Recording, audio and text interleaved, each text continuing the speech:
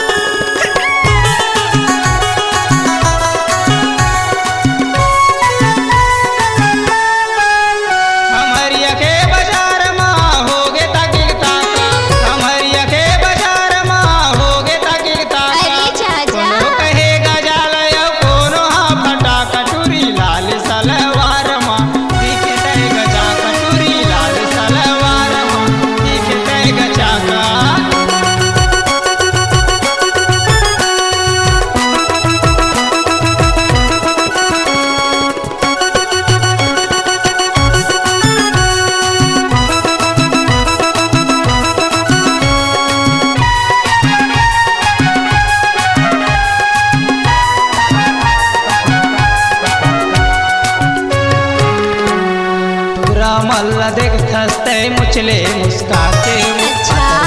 कन्या दिला रिंग थस लचका के टूरा मल्ला देख थसते मुचले मुस्का के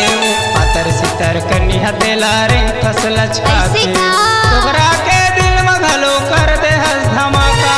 डोकरा के दिल में घलो कर दे हंस धमाका कोनो कहे रसगुल्ला कोनो हा बता कटोरी लाल सलवार मा दिखे ते गचा कटोरी लाल सलवार मा दिखे ते गचा का